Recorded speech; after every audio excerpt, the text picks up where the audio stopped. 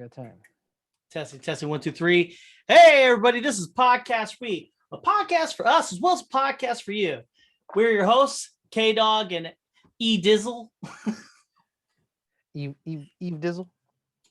Evil Eber. And here we are. We talk about the finer things in life. We talk about all things nerd. And as well as we bring up some shit about politics, life. We're actually, politics is a thing that's kind of fading away. There's not much there's not much we could do about that, There's not a whole lot. I mean, a dog bit somebody. Yeah. You notice that the news is like changed dramatically. Well, we've talked about, bias in the news, but I mean, even Fox News doesn't really have a whole lot of shit to talk right now.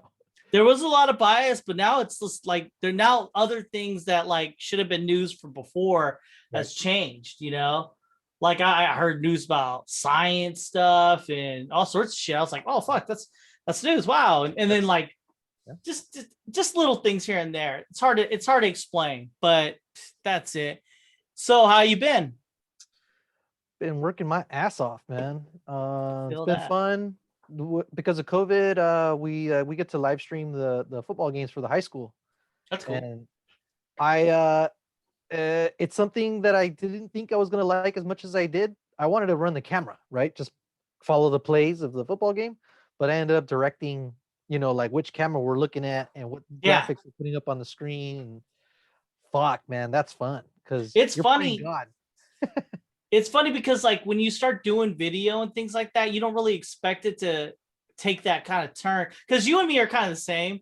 We do a thing, and then we start doing little tweaks here and there, and then we're like, oh well, fuck, let's keep. It's always a money thing, though. By the way, it's like I need this, I need that. We're spoiled, dude. We're getting some really expensive toys to play with, and there's a dude. I'm not as creative as this one dude that's really setting it all up. He put together through OBS this ticker that runs across it looks like a college game. I mean, it looks really, really good. And all the other schools are jealous right now. In fact, the district is jealous. They're trying to shut us down because why? That sounds petty. Well, they saw that people were turning in to live stream the football games. So it's something that they've been working on for the past 2 years, but they just threw it into overdrive right now. And I guess they have a contract, an agreement with some other company that has cameras that are run through AI, and the cameras will track like the football and the plays and stuff like that. But it's fucking tight. But it is. But the families have to pay a subscription to watch the games. Of course. And so we're doing it for free. We're doing it for free to give our kids exposure. A lot of times, the football games are the times that they get exposure to schools and stuff, so that they can apply for scholarships and blah blah blah. And just to make them feel good about fucking being back on the field. But usually if you like doing something, that'll show. And it'll always supersede anything trying to copy. It's been fun, dude. It's been a lot of fun. Been a lot of damn fun. Working on this video, I'm working on a back to school video. It's funny because I contracted my kid's sister, she's 14, to be in the video with me.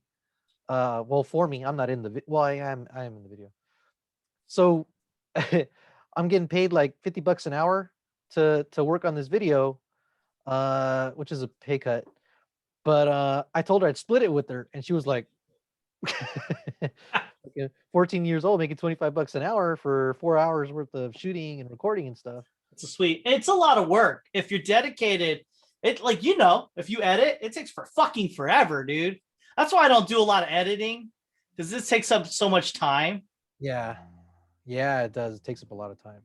And then it's it's not even the real work, It's like there's the work that the product, like say this right here is the product, but then you gotta like present it in a way. So there's like a lot of things you gotta do. That's why you don't have like little videos popping up and shit. Yeah. I ain't got that time. I just don't. It's like fucking. We scheduled this like an hour ago, and we just now did it. I think we scheduled this like 2 weeks ago. That too, yeah. We've been pretty busy. COVID's been pretty bad. Have you been creating anything since then? I've been dead. Like I've been doing shit. Like I took a vacation last week, and most of it was spent doing nothing. Like as in not like nothing at home, but I was out hiking, meditating in the Oh, that's nice. wilderness Fuck yeah. and fishing and caught nothing. But I am all about nothing now. Like that was never a thing. Never. I don't know if I'm the same way or maybe we're the same way. I don't think of it as nothing. I just think of it as being present. That Like too. That too. if you're somewhere, you just like listen to, even if it's nothing, you're just hearing it, or Yeah.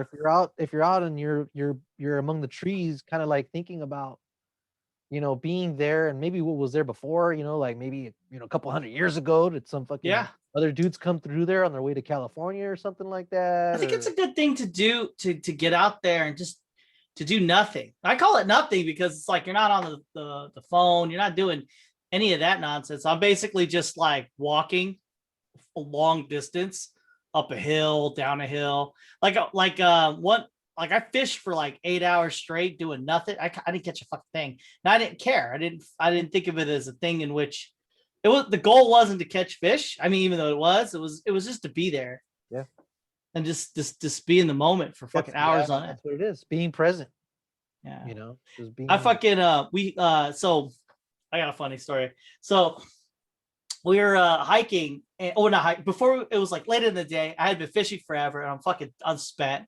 Believe it or not, I'm like, fuck it. It's end of the day. I want to watch TV, and we're on a river at this point, and we rented a place out by a river, and my wife's like, I'm gonna go hiking. I'm like, the fuck, it's about to be dark, and then she goes, what did she say? She goes, well, I don't want to stay in the cabin all day. I'm gonna go for a quick hike. I'm like, it's not a quick hike. Hikes are quick. And then she goes, so you could just be out there by yourself, just hiking in a place that's not, in the wilderness. That just sounds like and I didn't say it, but I was thinking it. That's how white people die. They're just out there, and then they're just fucking out there, like doing this lady caught in the wilderness dead, shit like that. So I was like, okay, we'll go. So I was reluctant to take the hike. One of the best hikes I've ever done.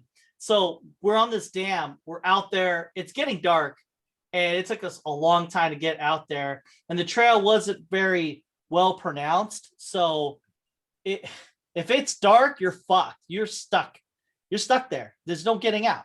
And then it's not like you had reception. It's like you're gonna call anyone. You're just fucked. And so I have my kid, my dog, and her, and we're out there. And the last bit of the hike, because it took us a while to get there, is this hill. It was real super steep.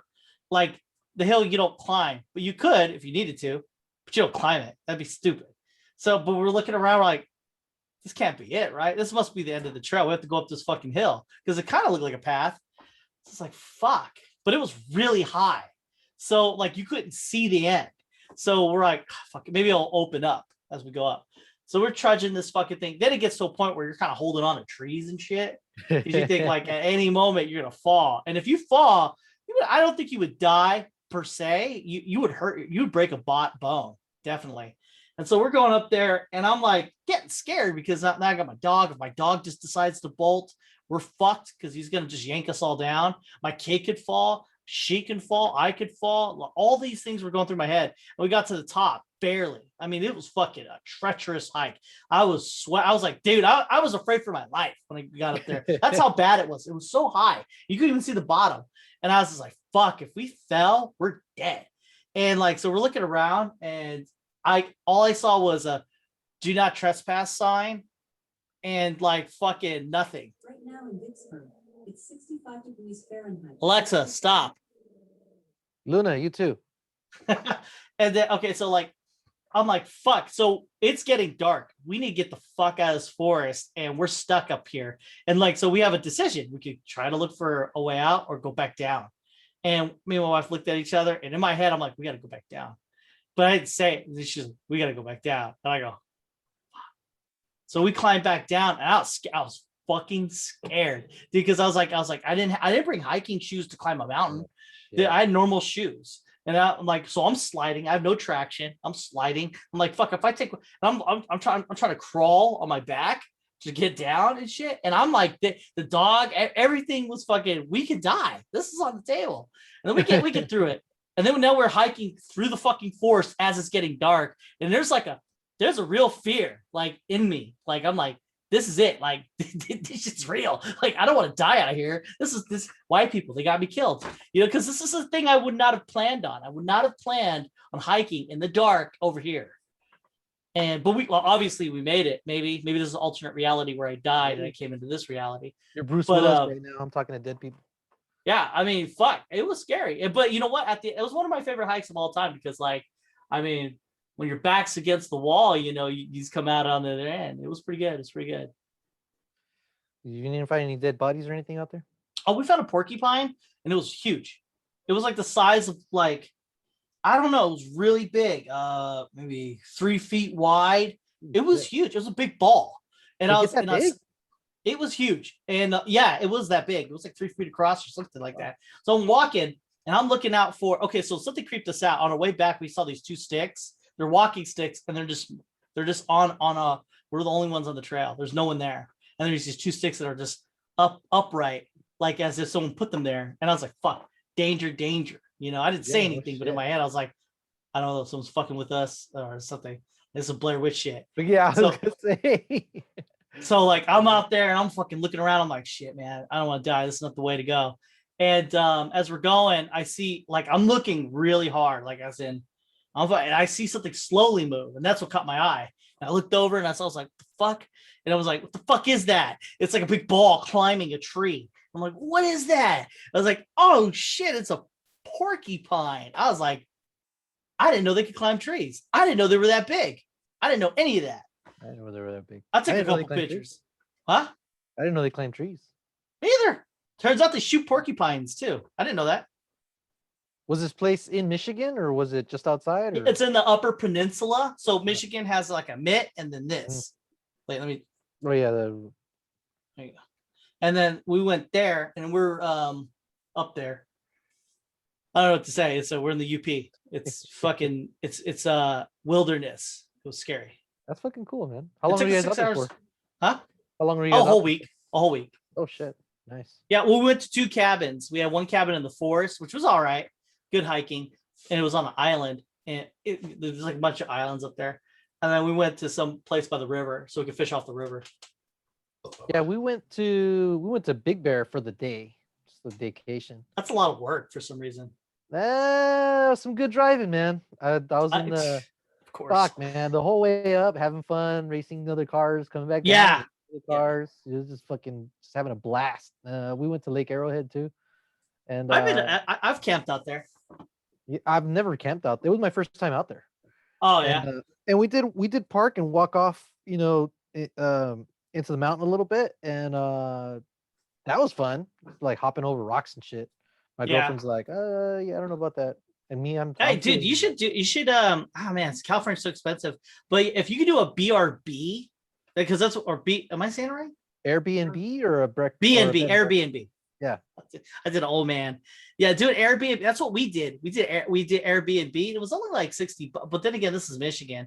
But Airbnb is cheap. I mean, you just do that, and then getting a couple days out in the wilderness where there's no reception that's the thing. That's the move. When you're in high octane, because I've been grinding nonstop. So like if I was just working a normal 40-hour job, then yeah, that wouldn't be that much of a vacation for me. It would have been real boring.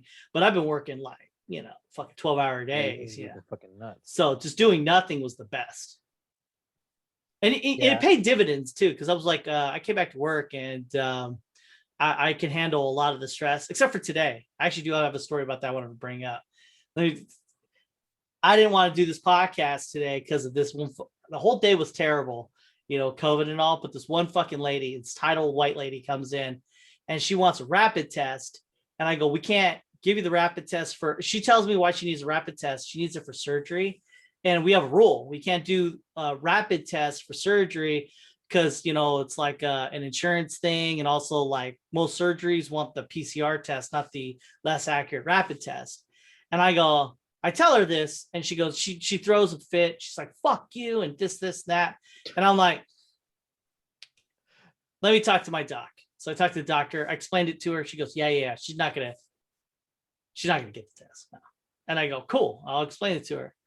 So I explain it to her. She gets all fucking pissed. The doc knocks on the door. You know what? I'll talk to her.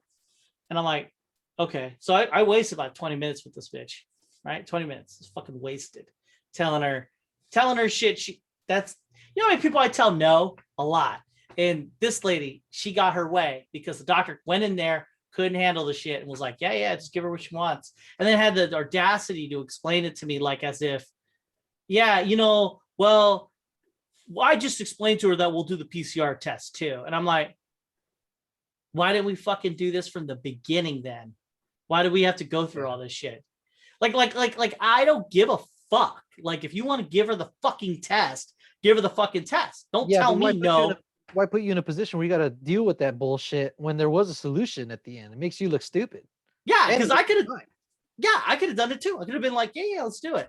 But you're gonna go tell me to tell her to say no, and then go and change your mind afterwards, and then tell me. And it was weird. She told me, hey, look, I'm sorry.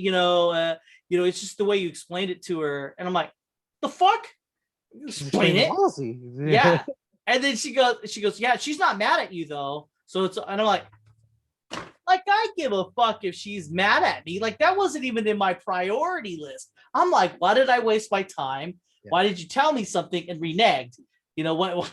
Why? That's all I care about. I even told her that. I was like, well, I don't know why we had to waste all that time when we could have just gave her what you want from the beginning. That's not like I gave a shit why they get tested. If you break your hand and you want COVID test, I don't fucking care. I'm doing what I'm told. Yeah, it might be their, they improvised and created a new policy, but they don't want to do that all the time. I know, but don't say one thing to me telling them that and then whatever. And it's funny too because the husband came in, so he thought he was king shit. He thought he's the one who figured it all out. Whatever. I was pretty pissed about that. Yeah, it was like when parents come in yelling at us, to do this or that, and we'll usually cave, and I get it, and it's only because we get time for their bullshit. If they want to agree. If they want to make a decision that's going to enable their kid or it doesn't really help a situation, fuck it. We got other things to worry about than to be pushing on this, Well, if the principal said do this, you say, okay, you did that, and the principal goes, you know what? It's all good. And he comes in there like the hero. Yeah, but you know what? I think I've gotten lucky. I've never had a principal really do that to me. They've like changed their minds on something, but they've gone ahead and like defended me in the process. They've said, well, Mr. Nava, he that's our stated policy, and that's what he was reinforcing. They've backed me up like that. They've never like just come in and said, oh, I'm going to go over his head. I'm going to make that change because he couldn't. No. Yeah, that's so bullshit though. They usually got my back. Like, it's okay to like change your mind or whatever, but don't fucking tell me one thing so you could be the hero. Right. The fuck, what loyalty is that? And it's like, whatever, man. Hey, let's move on. I want to get into some shit now. Let's talk about well, there's a lot of topics. Like, this is all from here on out, assholes. This is all about nerd talk. Let's do this. Justice League Snyder cut. We waited 2 weeks to talk about this shit. We didn't talk about it. I mean, we talked about. No, we didn't podcast it. No. Oh fuck. Yeah. I enjoyed it a lot. Okay, so when you saw it and you saw it in Letterboxd, did you be like, huh? No, I'm on a 75-inch TV, so it didn't really. But you saw those bars though. That unsettled me. I was like, is this right? I think they should have gone 16:9, honestly. You mean like normal? No, because 16:9 fills your screen. The original one was like 2.4 to 1 or some shit like that, where you had the letterboxes across the top and the bottom. But a full on like not IMAX, because that's what we got. We got IMAX is what we got, why I didn't have a problem with it. I thought like it wasn't widescreen. I thought those were normal. That normal is widescreen. No, IMAX is almost square. 16.9 is standard picture size. That's a TV size, and it's not exactly 16:9, but that's widescreen. That is widescreen. That's broadcast widescreen now. But IMAX doesn't come like that. IMAX is more square. The next time you go to a legit IMAX showing, you'll notice it's almost square. It's just there's so much above and below. That's why it feels immersive, because the screen goes all the way wide and all the way up and down. I just But, thought it was a bigger widescreen because it is wide. It is 'Cause it's wide, wide. and usually like an IMAX presentation on home media comes 16:9. But all other movies that are shot normally, just the regular widescreen. Because when you see, because when you're watching The Dark Knight and the cool thing about that is because you can see it both normal widescreen and then it's still widescreen but bigger. Yes, and so the IMAX portions are 16:9, but the original IMAX portions are more the size where it's almost square, 4:3. So, but that's jarring. It's a waste of space on a TV, I think. I didn't mind it because I'm on a big ass screen. I didn't think about it at the very beginning. I was like, that is a lot. But after a while, I was watching it, and I was When I saw it, when I first saw it, because I got like an 80-incher, and I'm like, is this right? Like I was, because I see these big black. I'm used to like filling the screen. I'm with that, but not like the bars. Because when you watch Batman: The Dark Knight, or that, what I like about that is you can, when it does that, you're like, wow, you're in it. And Dunkirk does that. First Man does that. They go from the letterbox to the 16:9. That's legit. And I like that. I prefer that. I would have preferred that over what they did, but I mean, it wasn't any skin off my ass. I figure. Yeah, you're right. That's not like, and like if you see the cuts the way they did it, both Joss Whedon and the other one, you compare. Mm-hmm. You can see more of the body. So I thought that was pretty tight. Yeah, that's cool. I was cool with that. So what'd you think? We're not gonna rate this movie, but I mean, because it's like way up there. I mean, should we? I need to watch it again. I do need to watch it again. That's a lot. I think I will watch it again though, but probably in pieces. I wish I could buy it. Yeah, that'll be an option later. Like Wonder Woman 84 just came out on home media. I'm not gonna, obviously, right? So based on that time frame, in about 2-3 months, we'll get this in home media, and I will put money to that. That is something I want for all time. That movie, man, dude. Okay, so you got the Joss Whedon cut. Do you remember watching Justice League? Because I fucking hated that movie. Yeah, I remember. I remember watching it and not liking it. But and I'll be honest. Right now, some people are saying, "Well, it wasn't fucking fantastic." No. By comparison, it was better. There's still dumb, stupid things about the movie, but so long as you just don't overthink it or anything, don't expect Marvel. It's not on Marvel's level whatsoever. But I think it was an improvement. I think I like that whole Cyborg gets more to do in this one. Oh, dude, the Cyborg, it's a crime, dude. Yeah. Like, I remember him talking shit before the movie came out, and I'm like, this guy, he's just saying that shit because he just wants like that cred, like that whole discrimination cred, right? But then you watch that movie, I understand, bro. I understand, dude. Yeah, most of his shit was cut out. Dude, the fucking man, dude. The heart of his performance was cut out. And he was more of a character. And they made him like a character, a formidable character. Like before, it's like, Cyborg, wow, he shoots a beam. That's it. But then like in this one, he can multiply arms and shit. It's like he was more of the cartoon character or the comic book character. I think they made him a little OP, but wow. How's he OP? I did not like the Joker scene at the end. I didn't give a shit. It felt tactical. I wish you had waited to the end to have to say that, but we're gonna have this out right now. Why? It felt long. It didn't make any sense. They know they're being hunted and they're just out there having a full-on fucking discussion, and it just felt tacked on. Like I'm watching it, I'm like, this feels added on. And I was trying not to look too much into it after it turns out it's tacked on, Well, okay. Well, hold on. So you've watched the movie, the fucking 20-hour movie, and then you have your credits, right? And then you have this scene, right? And this movie is made for what? The fans, right? Yeah. So the fans know some shit that normal people wouldn't know. Just like Marvel, when they do shit like that and they created the Avengers, that wouldn't have been a thing if fans were into that, knowing that that's a thing. So you have this movie, right? And you don't have to watch the end credits, but you did. And they have this extra scene because they were building to something. And like, yes, they were in the works. And then you see the scene in the context of knowing that, like, just like in the Avengers, we all knew that they were all going to come together and form the Avengers. The fans of DC who are watching this know that there's more to this. So if you would, the thought process is this: if you have watched this and you had seen that thing, then you're like, oh shit, then what else is happening? Right?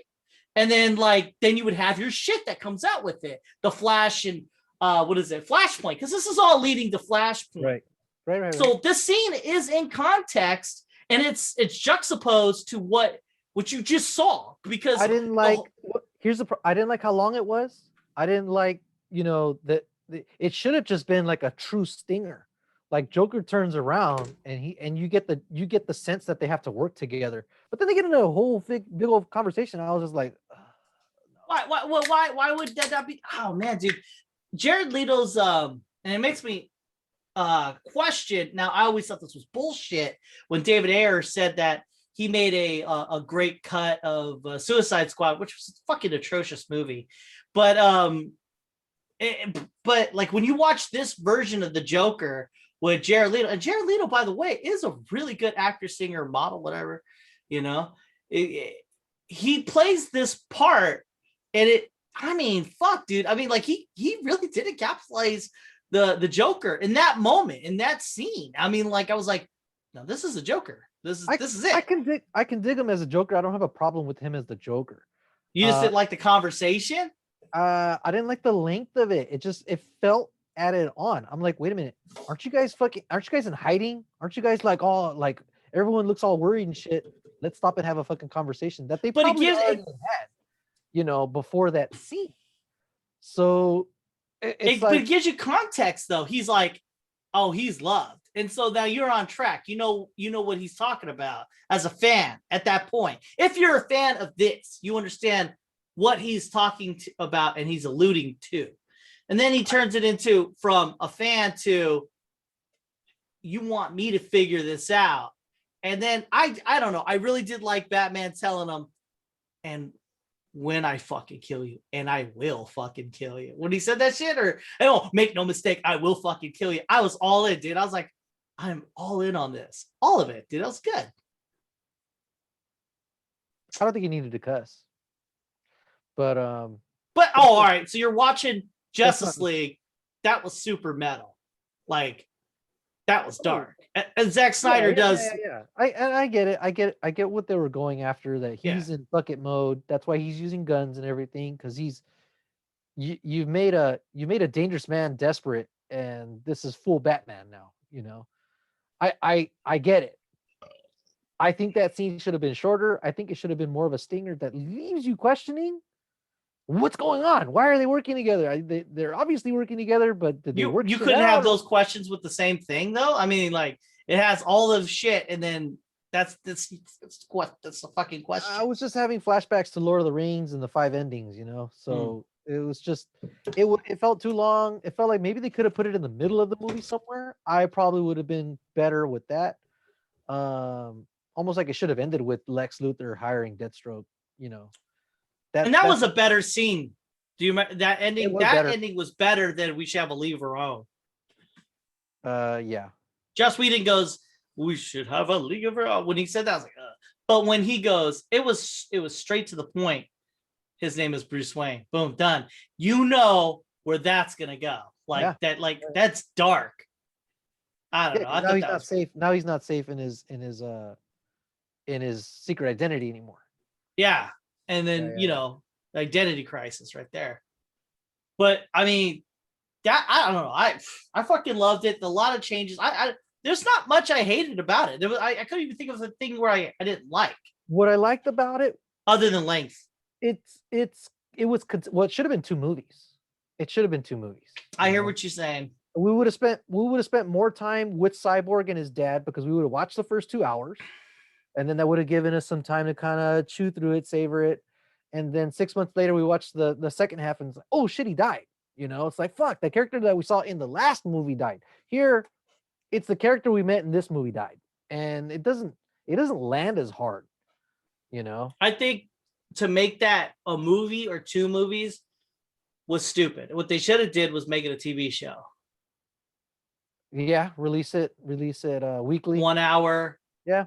In bites. Because like you would have seen that, it would have been more, because you would have been like, fucking TV show, let's watch it. Holy fuck, if you watched 1 hour of that, like how many TV shows have every actor, not every actor, but like AAA actors, you know what I mean? Like you're not getting a Ben Affleck in some TV show. You're not getting Jason Momoa.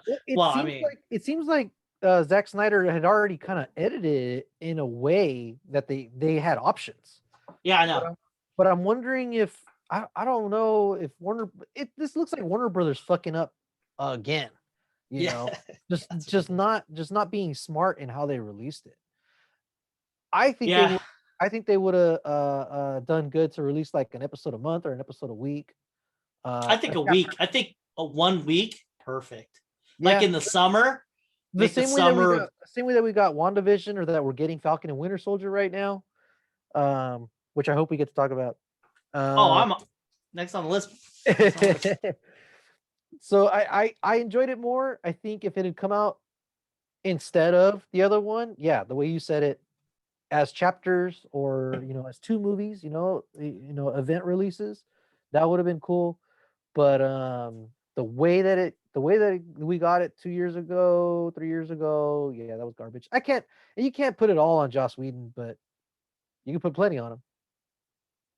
Dude, Joss Whedon's getting it. Dead? No, getting it. Joss Whedon, he's getting it. Oh, yeah, dude. Dude, they're coming for him. Oh, yeah, dude. Seriously. I'm a fan of Joss Whedon from all the way to Buffy. Like I watched a lot of Joss Whedon, and I loved, People change. Their work ethic changes. I know. The thing is, he's not different. That everything is the same. Because like I remember watching it, I'm like, there's a lot of sex in this show. And it's all like, and like at the time, I'm of the age of I'm high school. So when Buffy comes out, I'm high school. So like them fucking all the time in high school, I'm like, whatever. I mean, this is fucking hot, but they're fucking 16. You know what I mean? When I'm a child, 16, I'm like, this is hot. Buffy's fucking, blowjobs and everything. I'm not kidding. None of this shit I'm making up. I watched all 6 seasons of Buffy. There's blowjobs, there's fucking, and this is on the CW at the time. Right. Before it was W, or was it WB? Then it goes, I don't know. But I'm watching this show and I'm fucking loving it. And then like he's making these chicks badass fighters, but there's a lot of fucking going on. And as it turns out, I mean, that was his MO, because you would watch Firefly. He made Firefly. That's a great show too. A lot of fucking, like he even said that he was a feminist. And I would argue this. In the talking point. I'd be like, Joss Whedon doesn't hate women, and he's all pro woman. Look at all these women are fighting. It's all a cover. It's a fake. It's like that. He's a cuttlefish. That's like he's a fake beta male. Like he's like, yeah, I'm totally a feminist, but not really. He's not. He's actually like a misogynistic pig.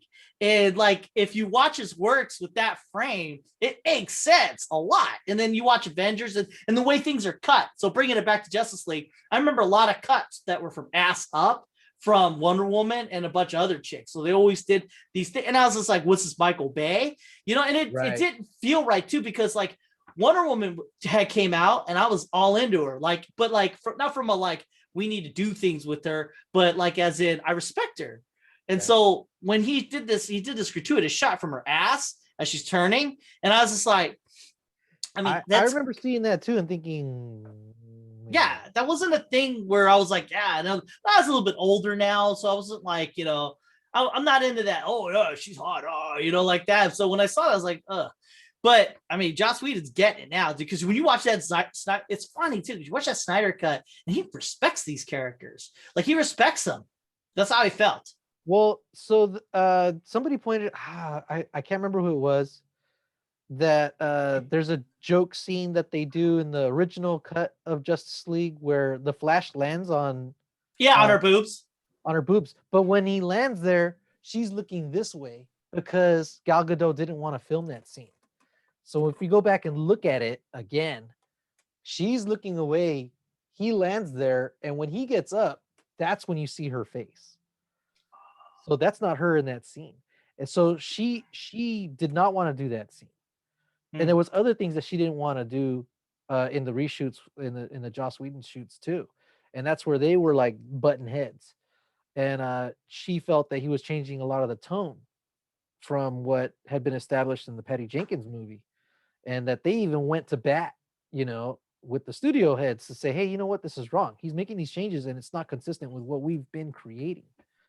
And it seems like they overruled her or they made some kind of deal because the scene was still there, but it was like another actress filmed it. It's rough, man. It's kind of like Rian Johnson style Justice League. Somebody else compared them to, yeah. Yeah, I mean, like, it is an atrocious movie, and like it just felt like you took the toys that I like and you played with them wrong. You made them fuck each other and things like that. And then we see Zack Snyder, and if you watch Man of Steel, Batman versus Superman, the uncut version, of course, and then you watch this new Justice League, it seems like there was a vision. That was Avengers level. Like, he was moving that direction. Like, he would have fucking caught up. I think he would have caught up with the characters and stories that you have in DC. You could have caught up to Marvel, but it felt like, I don't know, with that Justice League took a shit, and then the Suicide Squad started to suck. It looks like they're turning it around though. Because you watch that Suicide Squad 2 trailer?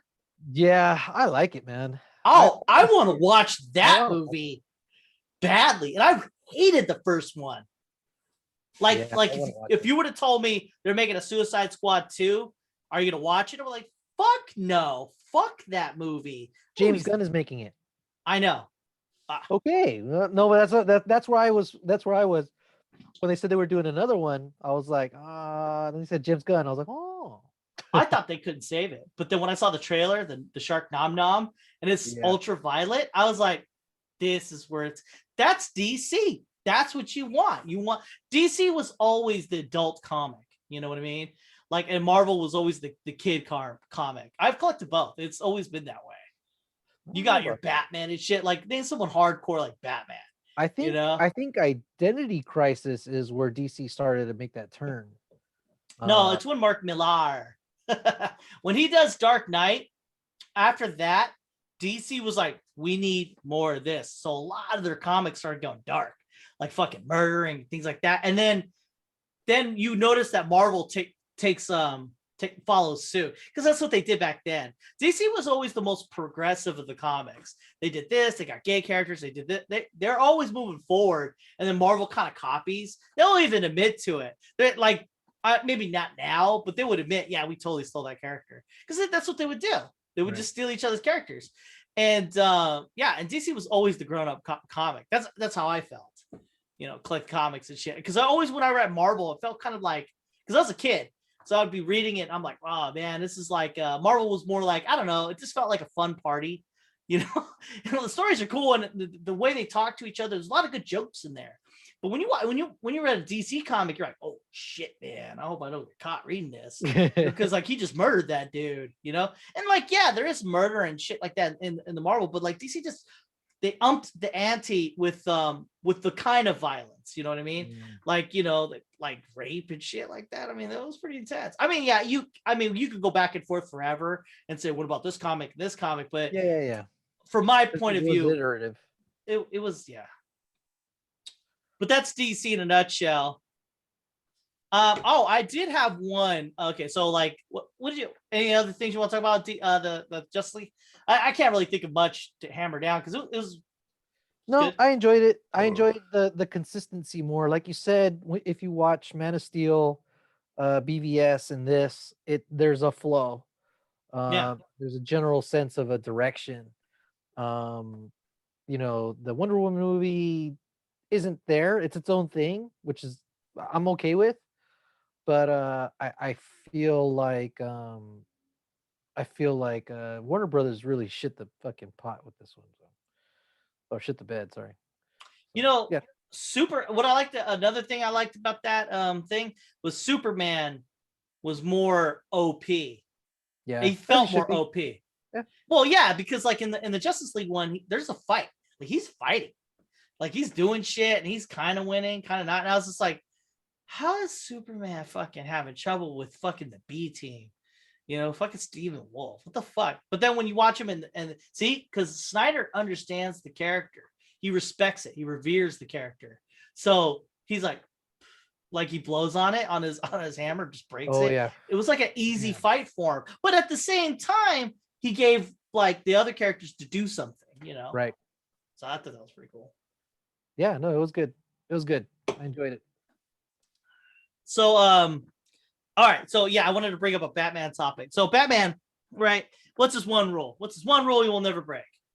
Well, I want to say no killing or no guns. No guns. Well, I would go with no killing. That's a big deal. That's his big one. You're right. No guns, right? But no killing. Let's just be real. It's no killing. That's his thing. But he'll beat the shit out of somebody. All right. So crime, statistically, crime in states.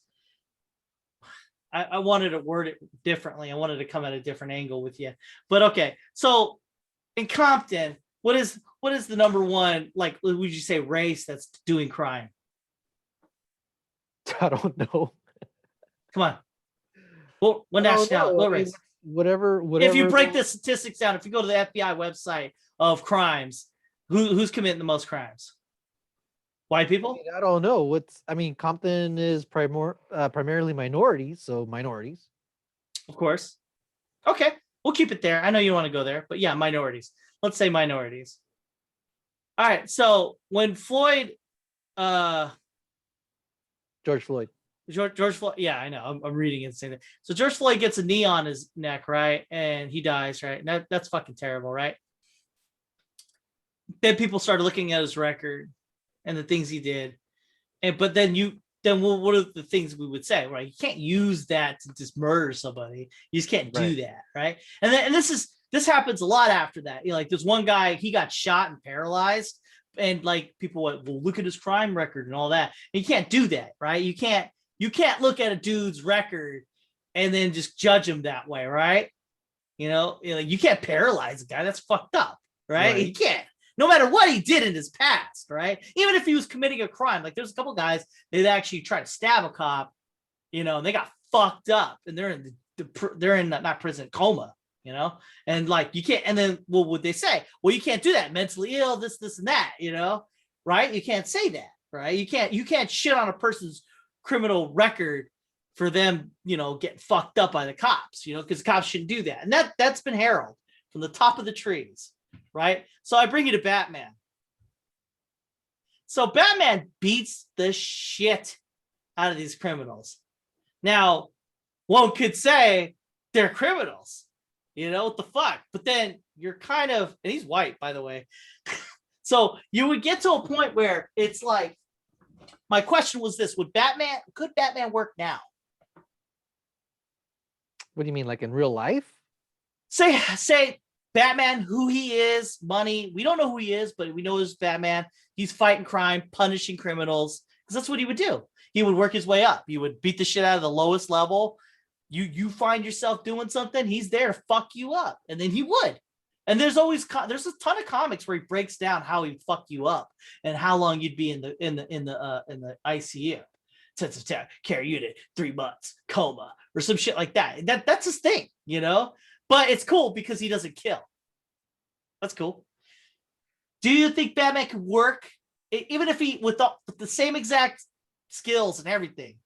Do you think that America at this time, 2021, well, maybe 2020 would be a better time, will we allow Batman to do what he is doing?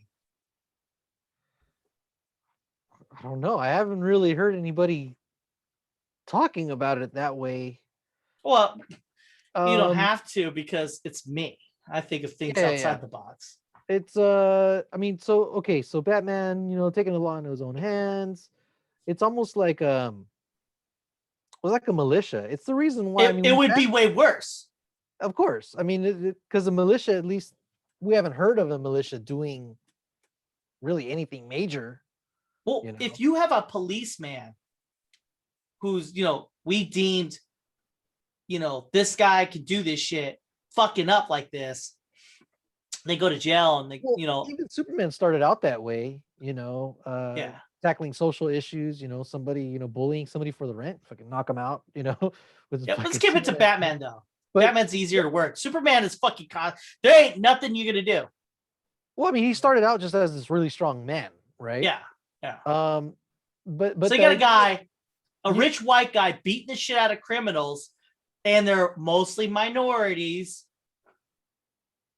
Batman would have worked. Well, in the Batman stories, it was, it was, well, I guess minorities, Italian mob bosses and shit like that. Well, no, minorities, because that's who's causing the crimes. Like if you put him in our world with all his skills and money, Oh, I see. you wouldn't have a bunch of white guys doing crime. I mean, yeah, white people do crimes, but statistically, that's not always the case. And we've talked about this extensively in a different way, where we're like, why these impoverished neighborhoods are like this, and that society does this, right? But regardless, truth be told, he would inadvertently, and it's like, we know the heart of Batman. Well, you and me know the heart of Batman, but does that matter? No, it doesn't. It doesn't matter what is in someone's heart. It's about what is happening. So if he's fucking up minorities left and right, even if they did do crimes, do you think us, the American people, would be like, well, it's because of his criminal past. It's about, he did have a knife. Because as of now, we don't even care if it's cops that do it. You know what I mean? Like, and we put them into those places to do that. We won't even allow cops to do shit. And I'm not against that, by the way. I don't want cops I don't want them doing that. I'm just saying, if we won't even allow cops to do certain things because it doesn't even matter what the past crimes are, we would never let Batman get that far. Well, I mean, it is a fantasy thing, though, the idea of Batman, the idea of somebody, going outside the lines, to do what the system can't or won't do. Yeah. Yeah. And I think that's, Yeah. those are vigilante stories going way back. If there was a real person, running around doing that shit, I think they'd be roundly condemned. So no, I guess, the idea of somebody like Batman wouldn't work. And I don't think it matters whether it's minorities or whatever.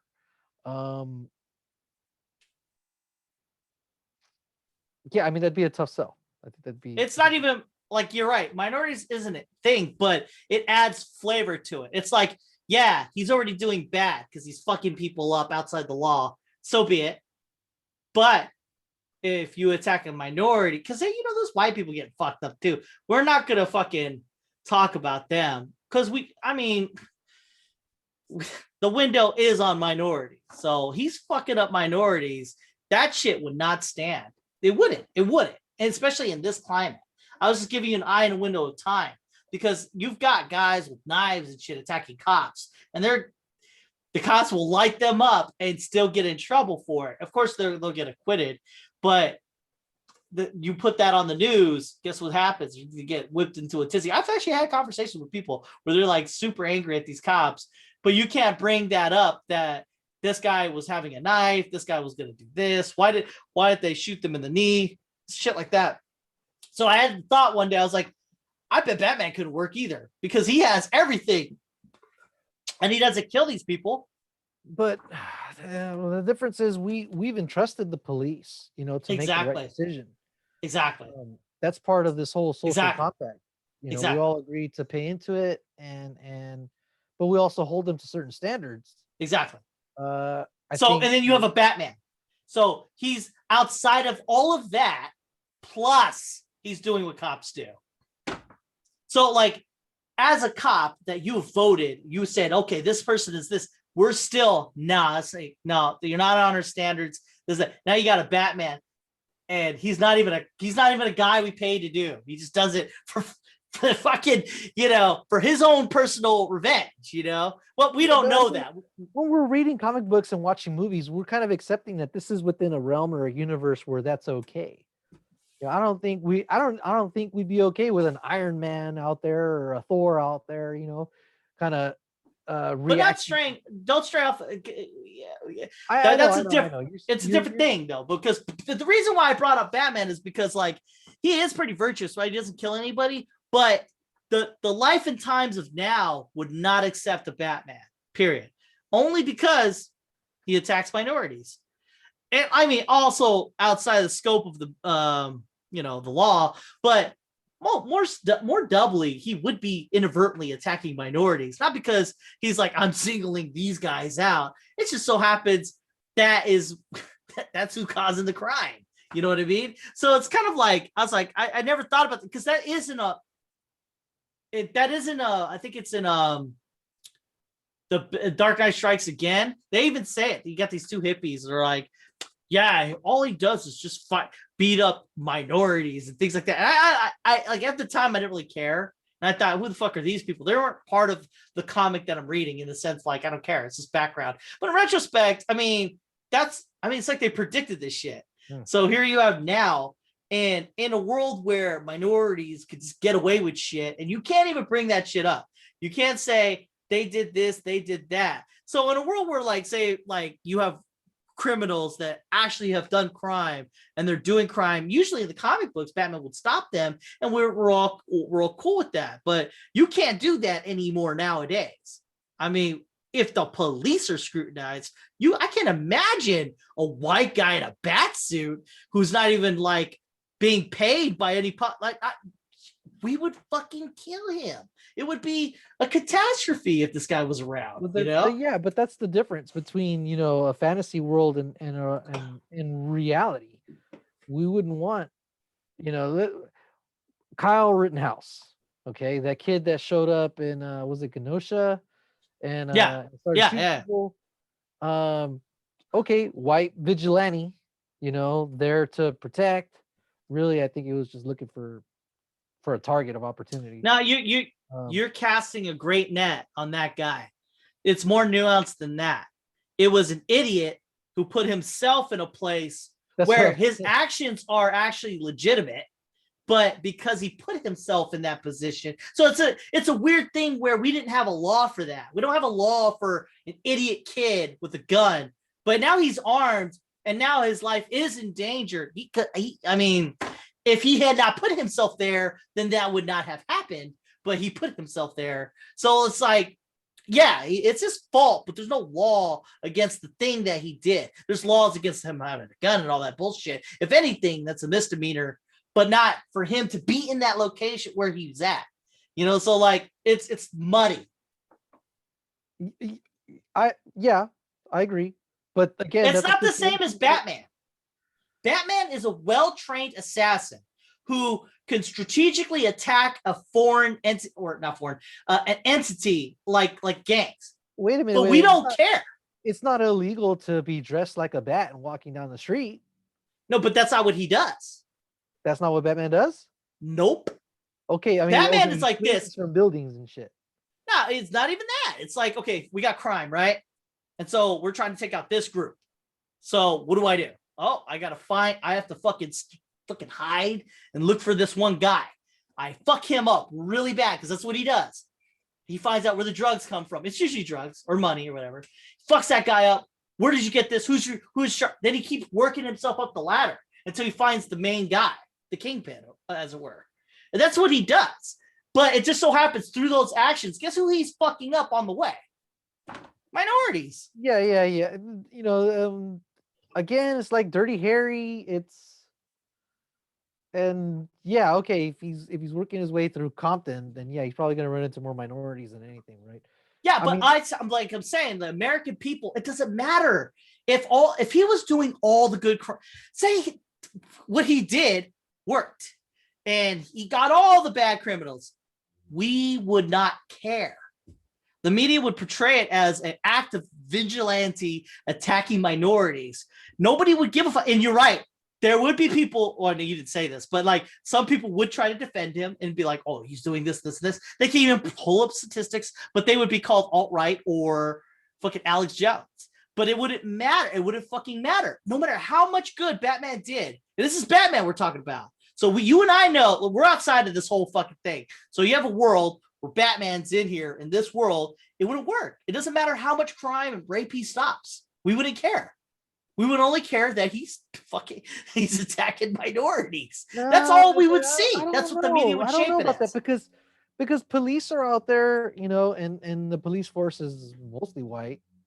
But you're not hearing anything. You are not hearing about rape being stopped. You are not hearing about child rings being taken down. I do read this shit and I do see it every once in a while, but it's always like, so you have your front page news. It's 47 pages in, small little blurb, sex child ring, which should be like front page, you know, stopped.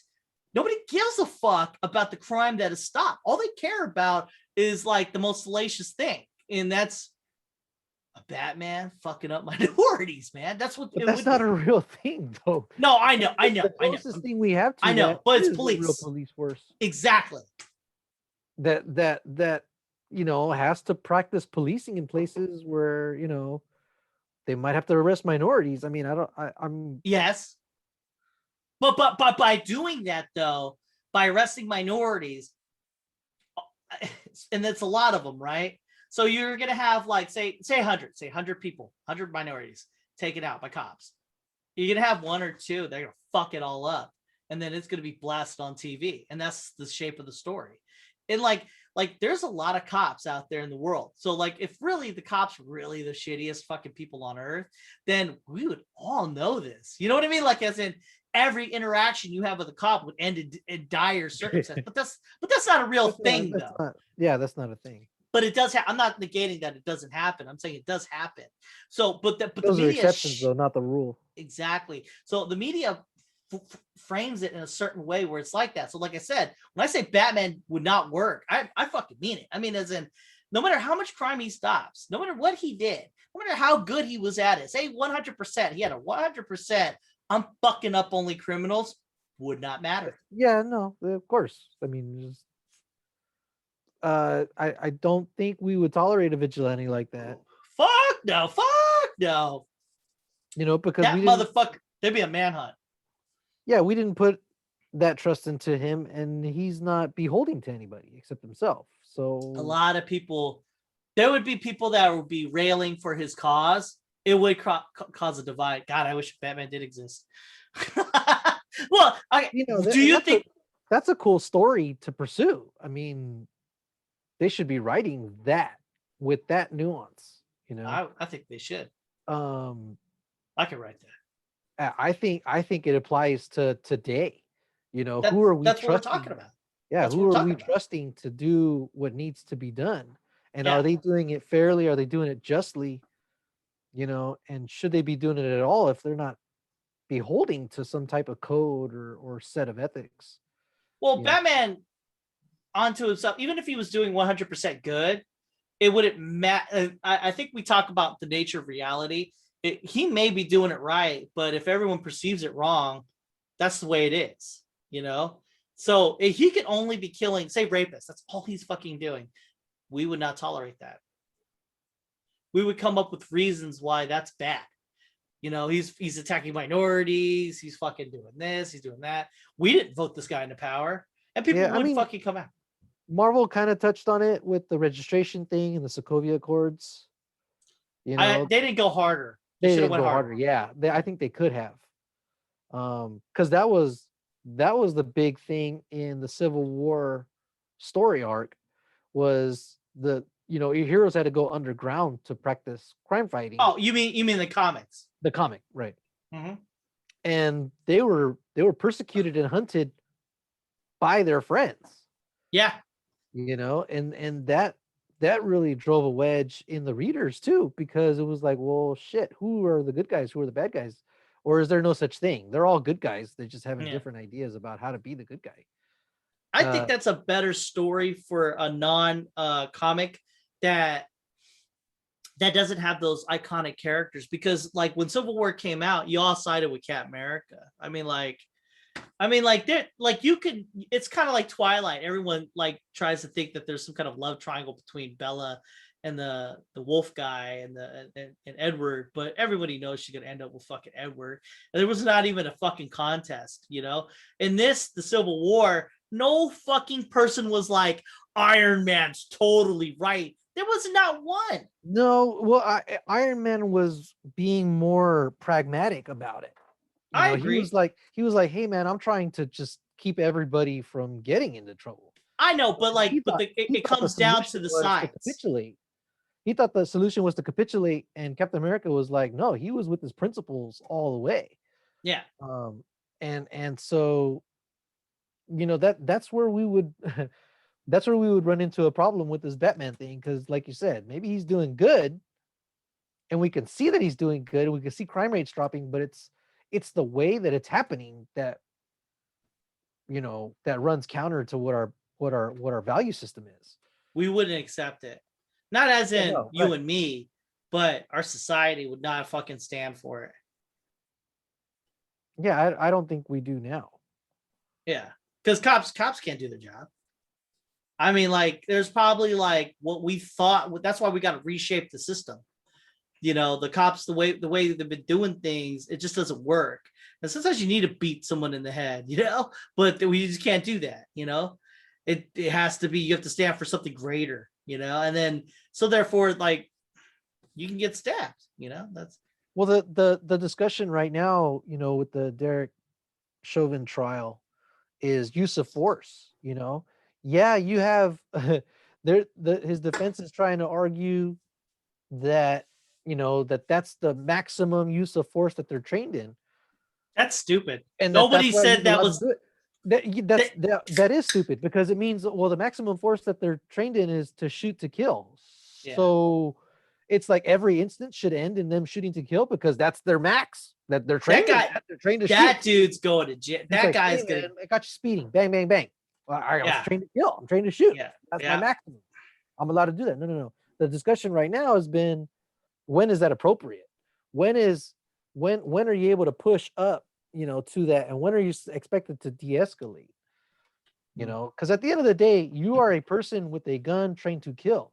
So you have those options at your disposal.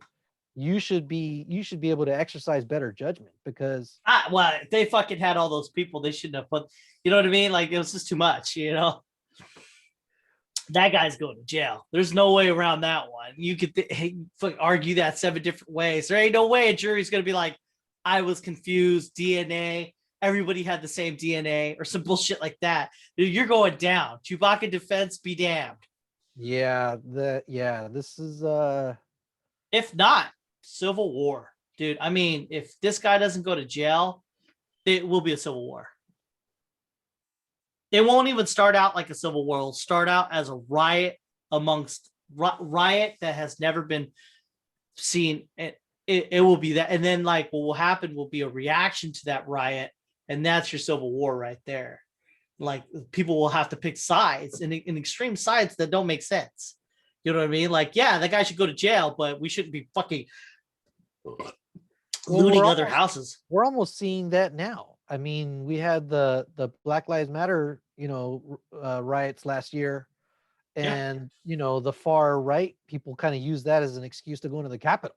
I know, and said that they were doing the same thing, and it's like, yeah, I know, but again, I mean, we pointed that out last year. I know I said it. I was like, this is wrong. They need to stop this shit, because you're losing the message. All of a sudden, you're going from a bunch of people talking about what the problem is to creating a whole other problem altogether. Yeah, it sucks too, because, like, in one instance, the rioting makes sense in the sense, like I'm with the cause, you know what I mean? But it's then, human like, nature, man. When you're pressed and you're pissed, you lash out, and you know, it's always the fringe. You know, you're always going to have people that react. I mean, right now with COVID and the lockdown and all that stuff, you had some people that decided to hit the self-destruct button, you know, and that you have that because there are people that will react that way to things, to stresses. same thing here. You had these people that finally, some people had felt that persecution, based on the color of their skin more than others. Maybe identified with what they were seeing on TV, as far as people getting arrested and shot and choked out and shit like that. And those were the people that probably reacted even more strongly, because they've been living that shit since they were kids. Mm-hmm. Not as hard on us, because I think I would put it on a graph. The darker you are, the more you probably experience that shit, right? True that. So yeah, I mean, and the flip side, you had people that were told that their values were wrong, and that 7 million more people disagreed with them, and that had to be false. They had to be false, because how could they be so wrong if they're so in love with this country and they're so American? It's a rough go, because you got the riots on one end, and you got the other people that are hardcore not the anti-rioters, but like they are itching to fucking kill people. They're like, yeah, they fucking trespass, they need to die. They're just and looking for an excuse. It's a bunch of Kyle Rittenhouses kind of just putting themselves legally in the right position.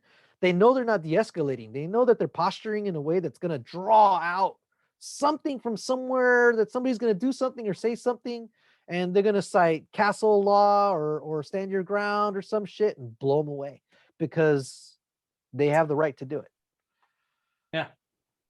That's all it is, right? They just want that, like I drew this line. If you cross that line, boys that weaponed up and were standing outside of a fucking police station. It's like, what do you think is gonna happen? Why did you have to show up with the guns? You don't got to show up with guns. You got to show up with weapons. You don't have to show up. Yeah. Nah, they shouldn't even show up. You should let them. If they felt they were upset that the police were getting all kinds of weapons and riot gear and stuff to handle Boogaloo Boys and Proud Boys and shit like that, and they were upset by that, and so they went to voice and protest. I'm down with that. You can go. Nah, fine. When you're in riot mode, it's done. There's nothing you can do. If you put a group of people out there, no, don't fucking do it. They're gonna get killed. They're gonna get beat up or whatever. Now you give those people bats, it gets even worse. So if you're just not that, you just got to ride that storm out. No, well, and that's the way it is. I'm down with the right to protest. I'm not down with going and protesting. Definitely. With the intent to get somebody to do something. But you could tell when a riot's a protest is a riot. You know what I mean? Because you could see that it was a riot. And then that's the failing of the left right there. It's like they didn't recognize that. And they're like, they're just mad. And I'm like, oh fuck, they're rioting. No, they needed to come out quick and be like, you guys, this is not our message. This is not what we're out to do here. I didn't feel that. Like that message was, and then galvanized the other side. Didn't happen. The other side's like, well, the fucking left is saying this, so we got to fight for our own. And it's like everything's escalating because no one's drawing a line in the sand. They're just escalating, Yeah, it's like, I get why you're angry. I don't know. I can't say that I know what you're feeling, but I do know what this looks like, and it's not helping your cause. So stop. Let's talk about the Falcon and the Winter Soldier. All right, let's do that. So we did 3 episodes. I didn't like the first episode. Spoiler alert, blah blah blah. That's true. Man, I like seeing Bucky go back to Winter Soldier mode. And I like the Baron. Huh? I like the Baron. The Baron? Yeah, it's fun to watch. I did not think I didn't think I liked that character at all, but it seemed to be like, this guy's the shit, Like I think we're getting to see more of what he is like. I mean, we didn't really get. He was more methodical in Civil War, but there's flashes of what we see now at the end of Civil War. When he's talking to Black Panther. So it does seem consistent, and the guy's a good actor. Oh yeah, he knows like a billion languages. Yeah. He's good. I do like how they're writing him. I don't know what it is about Falcon. I don't know. Oh, you mean he's like uncharismatic? Yeah, I'm not. I don't know. I don't know. He's good when he's paired up, but by himself he's not. But I like the banter between him and the Winter Yes. Soldier. Well, That's when we're like, you want this, and they start staring at each other. I thought that was great. I was laughing, dude. I was laughing Yeah. hard. He's like, "Are you guys having a staring contest?" Like literally, I can't wait to watch it again. Like that's the thing. Like it was that good. I like Black Captain America. What'd you think of that? Black Captain America. Yeah. What? No, Black not Captain- the Black old Bucky? guy. The old guy. Oh, that was cool. Oh man, Yeah, when he throws that thing and it sticks into the wall, I was like, Well, like when he was when they were talking, when he goes, I tore that arm off and all this bullshit, I was just like, what is he talking about? Like, man, is this guy that badass? But as it turns out, they flesh out the story. And what I like about it is they're not in your face. They don't look to your face. They're like, and then they had a Black Captain America. No, they didn't do that. They just as subtext. This guy's fucking angry. He fucked up the Winter Soldier back in the day. They got somehow they're making super soldier serum. they did get a little into the social thing Oh, with the cops. with the cops pulling up. Like, is he bothering I you? fucking loved that. I was My okay wife with didn't it. like it because It it's didn't go- woke. It's I feel like they could have turned the wokeness down just a little bit on it, but you're talking about the most anti-woke guy in existence. I was okay with it. I thought this works. I saw what they were doing and I was like, it works. It fucking works in context. That's why I was like, just dial it back a notch. You know, they were at about maybe a 7.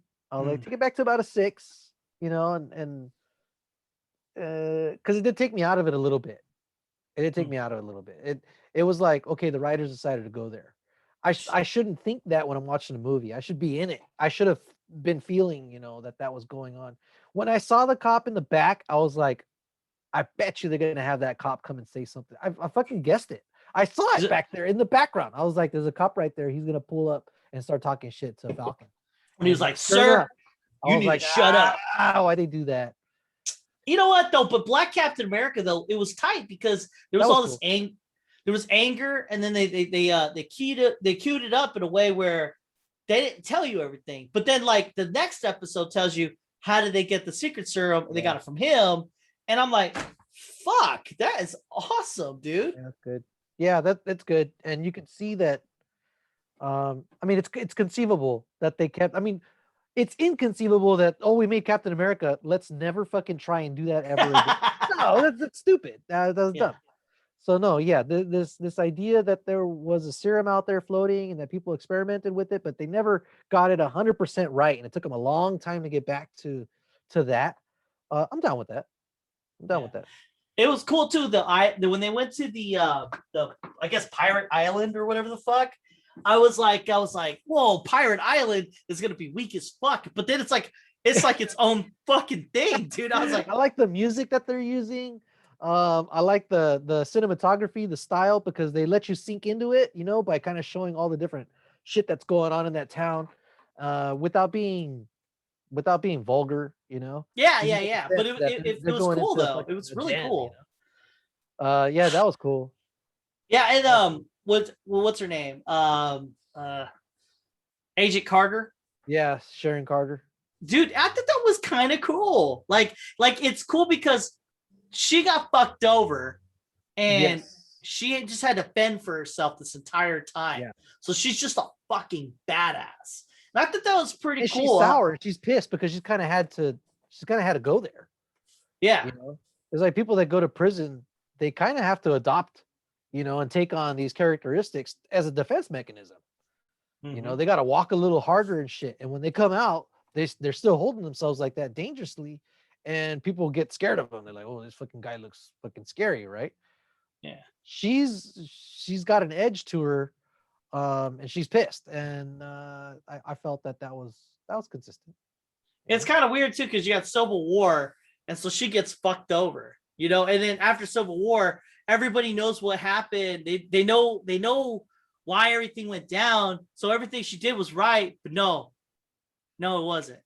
She still was working outside the lines, and No, she still has to answer the Sokovia courts, just like everybody else. Yeah. I like the villains. They make them more it's hard to fight against a villain who's right. You know what I mean? Like everyone gets fucked over and they got the power to fucking fix it.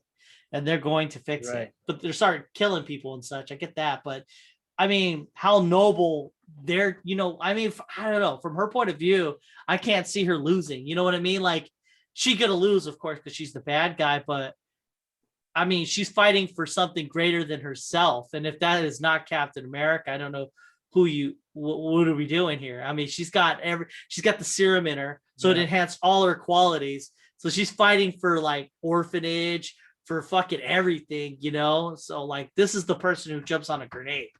You know what I mean? She has all the qualities, So I was just like, oof, that's gonna be a hard. I think U.S. Agent's gonna be the ultimate antagonist. Is that where that's what he is, right? Because that's what I was thinking. But Yeah, he has to get that serum. As soon as I saw the star on the side with the banner going across, I was like, "Fucking U.S. Agent, that's awesome!" I was digging it.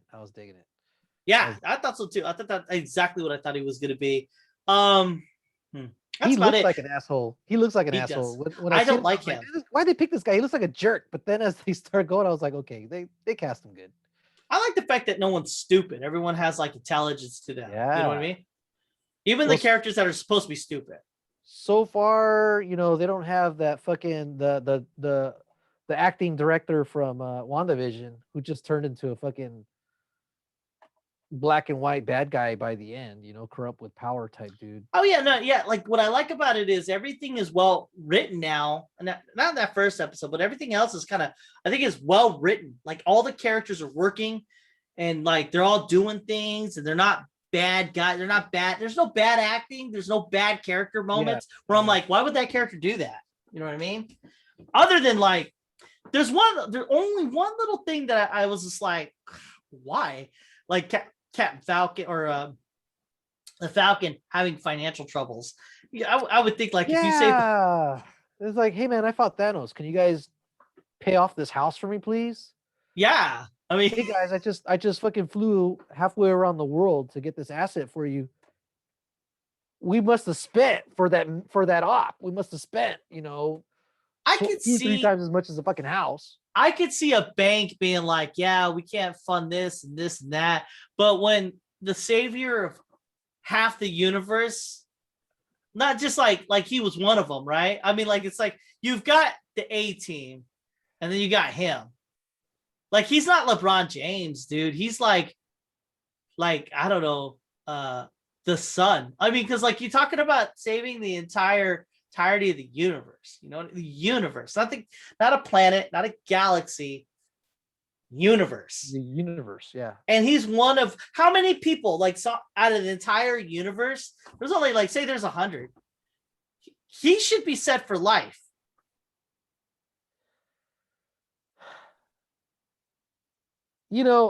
Yes, I kind of got the feeling, that people that go out and serve, and they come back and they don't have opportunities. I hear that. That's similar but it's vibe. Different. It's like somebody in Afghanistan because owes him. He saved the fictional universe, in a universe where there are people doing fantastic things all the time. Here, beat the universe. I think putting it on the line is a big deal. In real life, your fucking movie might end. And for them to come back, especially from a deployment where they see combat or something like that and coming back. It's different though. You're talking about just normal everyday heroes. We're not talking about SHIELD Agent 1, 2, 3, 4. You know what I mean? We're talking about like President Obama. If he asked for a fucking loan, I think he'd get it. Yeah. That's what I'm saying. Like, that's the severity of who he is. He's recognized. It's like, oh shit, you're Falcon. Yeah, exactly. Falcon. He's not like Soldier X, out of 100. He's like part of an elite group of people universe. Like that, like I said, the equivalent would be like Obama asking for a loan. Yeah. Like if Obama asked for a fucking loan, I'm pretty sure he'd be like, fuck yes. Yeah, if just to have the name associated with your bank or Yeah. whatever. You know? I can't see why that's not a thing. By No, the I end of thought the that was series- bad writing. But yeah, by the end of the series, they'll probably have Falcon with Of course. coming out on a poster or something for the bank and Of course. But I mean, just I thought that was bad writing. They shouldn't even have gone there. I feel like the problem should have been something that couldn't be solved with money. Yeah. You know, I don't know, somebody's sick or something. I don't know, something else. They wrote themselves in a corner. Well, if it had been somebody that's sick, then it could have been. They could have put him in a position where he got a hold of a vial and then had to make Or a decision. liver, like a liver transplant. Even if he's like the Falcon. No, something that could have been cured using the soldier serum. Okay. Because then that puts him in like a moral dilemma where he would be like, well, shit, this is wrong. This thing should not be existing. But it could save somebody that I care about. You know, and I don't know. But that's something different from. Well, that's a real question, though. That's a real dilemma that you run No, into. yeah. But that has nothing to do with the bank thing. I don't know how you got to there. Yeah, no, that's what I'm saying. That should have been the kind of problem that he was having instead of money problems. Oh, I've got money problems. Yeah. Okay. Because you're right. That shouldn't be a thing. I'm saying. Yeah. It should have been that he's having money problems. It should be that somebody's having health problems because that's Yeah. harder to fix because you could say the government could come and say, okay, well, we're down to help, but we don't know how to help because they've got this. There you go. You wrote it. There you go. We Podcastforwe fixing shit. That's what we do. That's what we should. I like our second. I like when the kid was like, "Hey, you're Black Falcon, right?" And he's like, "Why am I Black Falcon?" He's a black. And he goes, "You black kid," or some shit like that. Black kid. Yeah, that was a good one. He goes, "I got him. You like that?" No, I thought that was good. I thought that was very charismatic. Key and Peele did it. With the. You know, they were in Voltron or something. Yeah, it was Blue Falcon and Red Falcon. And he's like Black Falcon. Who goes, I'm green. My Falcon's green. All right. And then the one Indian guy or something, like he said something, well, you're black. And he goes, everyone's like, whoa. No, he said, like so you're Red Falcon or something like that. And that's where everybody was, whoa, you know, or the Asian one, I don't know, Yellow Falcon, those were like, whoa, too far. That was so good. Yeah. Do you see the Loki trailer? I'm trying not to. I seen the one from a couple months ago. I don't want to see anymore because I'm looking forward to the show. Let's not talk about it. Okay, I don't want to. I really don't. I feel like I watched it and I was like, fuck. This looks like it's gonna be good. I don't know. I don't think it looks really good. That second trailer doesn't add, but it gives you questions. Yeah, I want to have those questions as I'm watching the show. Yeah. All right, I will talk about Loki. Yeah. All right, last topic. Did you catch Godzilla versus Kong? No, did you watch that? I was like, I liked it. Did you? So like I mean I grew up watching. I had to put myself in this mind frame for it though. I grew up remembering Godzilla and his Godzuki and Yeah. Sure. I don't know if it was Ultraman or whatever. I don't know, but I grew up watching that shit. So I put myself in the mind frame of those movies always had really silly plot lines to just kind of get them together to fight or whatever. So that's what I was hoping for from Godzilla versus Kong, and that's exactly what I got. It looks sick. It looks sick. Okay. It's like they took Pacific Rim and they took Godzilla, not the first one. I like the first one. They took Godzilla King of Monsters and they kind of put them together. That's okay. I'll give it a try. Just because you said that, I'll watch it. I would watch it, and then it's less than 2 hours. I think it's an hour and 50 minutes or something. It's not. So your time investment wise, it's not that big a deal. It looks great. It's stupid. The physics is dumb, but but it's fun to watch them, fight it out, and it's good. It's good. I enjoyed. I don't know how much you know about it because whatever, but I didn't care, so I didn't even follow anything. Don't look anything up into it. Just watch it. Okay. And then I will. Hopefully the thing that's in there is a surprise for you. I wish I hadn't seen.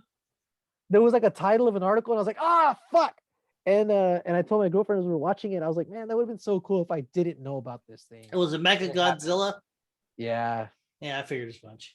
Yeah. That's all they did because they already did Ghidorah, and then that's about it, really. I mean, other than like maybe Gamera, but like, yeah, you got Mechagodzilla was the shit. I remember as a kid when Mechagodzilla came out, I'm like, what the fuck?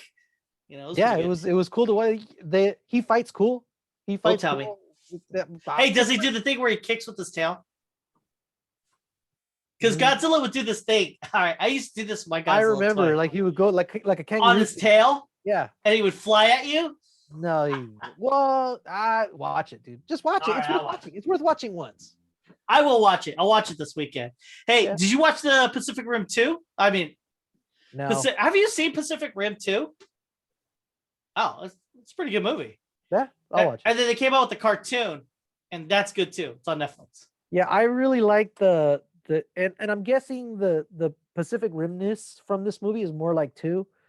I felt like in 1 they got the weight of everything down and the style down, and it felt like they had actually built these big old things. You know, obviously, you know, stretch of imagination, you know, suspension of disbelief, you know, added in, but it was cool. I mean, the first time the Jaeger goes to punch and the rocket comes out from the back and he makes the punch, I was like, oh, Yeah. that's so cool. But then watching the trailers for the new ones, it's like they move that fast without needing. Yeah. You know what? It's funny you should say that. Yeah, the first movie felt the weight. You're right. It is the slow movingness of it. But then when you watch the second one, the trailer doesn't do it justice because it's a good movie all right. But you're right. They're moving too fast. So. Yeah, I never thought about it like that till you said that. You're right. That's a big deal. When I mean, it's such a cool effect when a show or movie or whatever can grasp the scope of hugeness. Yeah. That's why some sci-fi movies shows suck because they have these huge fucking things and moving so fast. But it's actually the slow moving things that make it more grandiose. You know, because if you watch like Rogue One, they fucking give you context. You know? Well, there's these scenes that I like with Pacific Rim where he the Jaeger will step and you'll see all the counterweights and everything inside the shock absorbers, everything kind of working to absorb that impact, you know, to not create damage on the floor and to not fucking shake the guys to death that are riding in the head of the damn thing. Right? I don't know. It's just really, really cool. It's just all the thought and everything that went into it. Like if we really built this thing in real life, what could we do and what can we not do? I thought it was pretty cool for a guy who is he's not really, it's like Guillermo del Toro. Like I don't think he's like an anime guy. Like I mean, yeah, he did watch Gundam, I guess, but he's not like that guy, you know. So I thought it was pretty. Yeah, cool. he wasn't that guy going into it, but it turns out he's a really big fan of the genre. But he really got it down though, Yeah. and you can see the difference between the movie he made and part 2, was made by somebody else. Yeah, I'll watch it. I'll watch part 2. Yeah, I watched Winter Soldier again the other day. Man, I think I'm watching it like every 2 months right now. I just can't. Yeah, that second episode is really good, and the third episode is even better.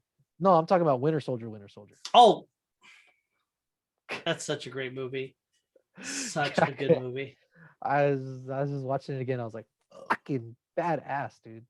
There's not like one part that sucks. It's really good. No, fucking the car chase scene where with Nick Fury. Oh yeah, they're really good at building suspense too. The sense of dread, where that thing is like bashing into the window, you know, and you're seeing like something that you've never seen before, but it looks like it'll work to do what it's trying to do. Yeah. You're like, man, he might get fucking killed. I liked Winter Soldier's theme song when it was like. I like that they went back to it for the show in part 3. In the third, they played a song, and he's like fucking people up. I kind of didn't like that people were recognizing him. Like, is that Winter Soldier? You got a new haircut? You know, it's like, I didn't like the haircut joke. I like people thinking like, is that Winter Soldier? Because maybe they'd heard stories of what he looks like. Yeah. But the one like, you got a new haircut. It's like this guy's seen him before, and he's still alive. Because the whole MO was, you know, if you saw him, he died, right? Yeah. It was like you weren't gonna survive. He was a ghost. Yeah. Like even the Black Widow doesn't know, you know, who he is. You know what I mean? Right. Oh man, dude. Oh, you haven't seen the new Loki trailer. Oh. No, yeah, don't. You might have given away too much right now just by saying Black Widow and Loki. Fucking bastard. It's good. It's really good. So check it. All right, last topic. All right. You hear about Mandalorian? I mean, are they bringing back Gina Carano, or is No. everybody dug in, or what's Brie gonna happen? Larson. Huh? Brie Larson. So instead of like what I last read was they were gonna recast that character. They're not gonna do shit. So you know what they decided to do? Another Get another character. Get Brie Larson as the fucking Cara Dune. Like Oh basically no, they warped no. that shit. My Yeah. problem with that is, okay, when they recast Rhodey, I don't know why, but as soon as they said they're gonna put in Don Cheadle, I was like, fucking perfect. I don't know why. Right away I saw Don Cheadle as Rhodey. I was like, man, that's fucking perfect. I was on it right off the bat. Just He's as fast as charismatic too. Yeah, it was perfect. It was perfect. Like it's not even just perfect. It's War Machine is whatever, but because you put Don Cheadle as War Machine, it makes it better. Yeah, it made it better. You know what I mean? Like I don't know why. As soon as they said Don Cheadle, I was like, yeah. yes. If you would have made a War Machine movie, in. If you would have made a War Machine with Terrence Howard, not in. Because I don't care. I do not care about War Machine. But War Machine with Don Cheadle, like if you have a comic book about War Machine, I'm not buying that. But Don Cheadle, I maybe I would, because he just upped the character. Now you have Brie Larson, Captain Marvel. That's a downgrade. That's a downgrade for me. It is a downgrade. Because not only that, I mean, we had oh fuck, I can't even remember his name. The first War Machine for a movie. Terrence Howard. Terrence Howard. We had Terrence Howard for a movie. We didn't have him for 2 seasons, of something. And then the way he went out was really more of a, we're not really vibing. Let's get somebody that could play with Tony Stark more. Don Cheadle. Got it, Yeah. No. Yeah. No. Yeah, Brie Larson being Cara Dune, it's a bit of a letdown. And then it's like, are we going to destroy men after this? I mean, obviously I'll watch it and see what they do with the writing and her performance. And obviously I think we'll both give it a shot, and I think we could be objective about things, but yeah, I don't think so. If it's just Captain Marvel coming over and being Captain Marvel, there was a grace in how she played that character. I mean, there was a brutality when she was brutal. Yeah. There was also a grace when she was like, not being so fucked up. And there's something to that. And then she could demonstrate pain. Now I got Brie Larson, and I'm like, can she show? Because that character isn't really a character. Like Cara Dune isn't a thing where I'm like, oh, I need to watch this. But her plus that character made it work. I would rather they didn't recast her. They just wrote a story without her. I don't think you even need Cara Dune in the story. She was a great character, but I think you could write a story without putting her in it. Well, it's because they wanted to do that Rebel show. Why do they have to do it? That's stupid. I mean, why force yourself into reminding everybody that you had this fucking blow up with her over something, that should have been resolved differently. So there's this case right now. Something I think it happened back in November. This Asian man got punched in the face by this white dude, and he's already. You mean a black guy? No, it was an Asian guy got punched by this white guy, and actually I think it was in the middle of last year. Dude already served like 5-6 months, right? Because he's been in custody, and the victim asked for restorative justice instead of adding to his sentence. So he basically said, you know what, I would rather give him a chance to understand why what he did was wrong, instead of punishing to the point where he just comes out pissed off still, and this idea of restorative justice kind of goes to this, where you gotta there's cancel culture, which really is a thing. I think the right's been weaponizing the term incorrectly, right? And kind of tapping into the fact that people don't like cancel culture, so now they call everything cancel culture, right? You criticize somebody, well, it's cancel culture now. Yeah. Just like they did fake news, and it's stupid. But no, I agree with you. Like cancel culture has become a term that the right's been using, as in like if I say something like you guys are being racist, you're like, oh, it's cancel culture. I'm like, no, cancel bitch, culture, you are yeah. being racist, you motherfucker. no, But then they it- say, it- well, that's cancel culture, so we should The stop. left buying has done clothes. that too with like racism too, though. It's just like, Yeah, yeah, I yeah. don't like this Star Trek episode. Well, you're racist. No, bitch, that shit sucks. But that's a situation where they could have sat down with her and said, hey, look, you represent us. You're putting this out there, and it's not part of our brand to get into the weeds with politics. So, if you can't honor this part of your contract, then we're gonna have to let you go. They shouldn't have even tried to play.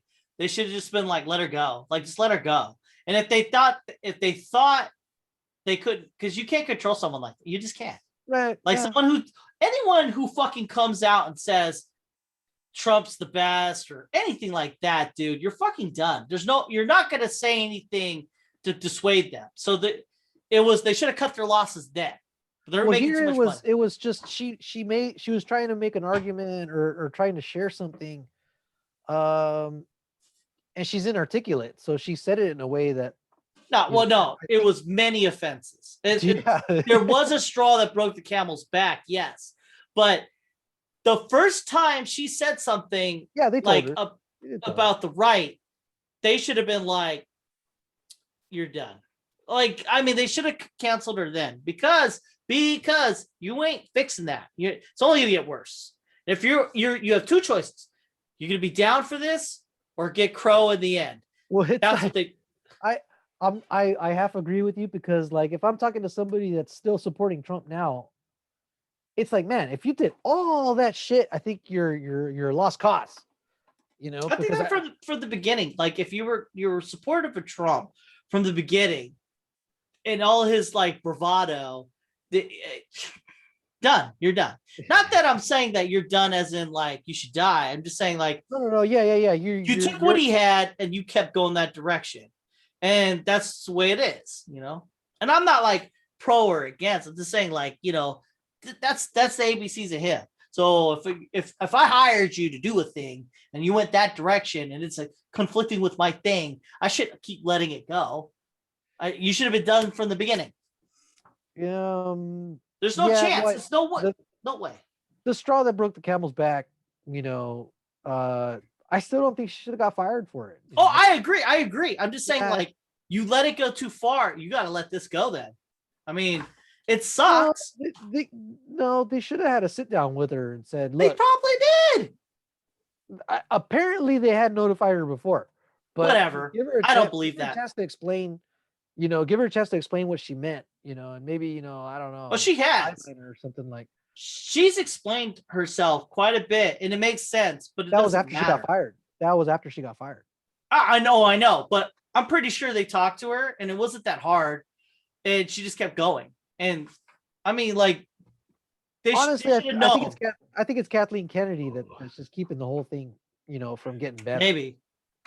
No, there's no maybe. She was the one that pushed for her to get fired, because Gina Carano's on the far other side of what Kathleen Kennedy's trying to put she's not the one who did it. You know what I mean? Like, as it ultimately, everyone had to be concise and say, let's get rid of her. You know what I mean? Like, Kathleen Kennedy, I could say she's the ringleader, but I'm still, there's people that are ringleader, dude. She's the executive. The call was hers to me. She's not like the end all be all. She's the fucking president of Lucasfilm, dude. She gets to make the call. Yeah, she makes some calls. She's not the number one. She's not the number one, dude. The only because I remember reading news articles where they were going to fire her. So when they say they're going to fire her, that's a board decision. That's a board. That's an investor. There you go. That's a Disney's investor decision. There you go. Right. But again, she's still the press. She still gets to make the calls. The board is reactionary, but they're keeping her on. I don't know why Disney's still keeping her on, but I don't get it, dude. I know she still is on contract for another year, I think. They could just cut her loose and keep paying her. They should just cut her loose and keep paying her and hire somebody else. But there's a mentality there allowing someone like that fruition, and that it exists everywhere, where it's like, I don't get it. Well, no, that exists everywhere. A person who has no fucking clue and they're just there. And for some reason, all these bad decisions are made, but they're just still there. And that's just the way it is. It's always been that way for all time. And every job I've ever worked, there's always that person who's, why the fuck is this person here? And they make these decisions that are just fucking terrible, you know? So, I mean, that's the way it is. And it just so happens she's in Star Wars. Well, Lucasfilm. You know, I was listening to a podcast I made a while back about whitewashing, and it was like an anime show, right, that they made live action, and instead of casting Japanese actors, because that's a thing, they casted white people, right? But the show sucked, right? And it was badly written, and it wasn't because it was whitewashing, it was because it was badly written. But because they did what they did with the whitewashing, that was the sentence of the day. We weren't talking about how terrible it was. We're not breaking down how terrible it was. We were talking about whitewashing. And we're just like, yeah, this stuff sucks because they whitewashed this and whitewash. And they're like, what? And so like they made another movie, like anime movie, live action. It was good. It was well written, but they used Japanese actors, but it was well written. So because whitewashing was the word of the day, when they Yeah, so when like, they- and the next time they make another movie or something like that, they'll just be like, well, as long as we have Japanese actors, rather than focus on story, they're going to be focusing on if they have Japanese actors or whatever. And yeah, rather that than, was a thing with Ghost in the Shell. yeah, bad writing.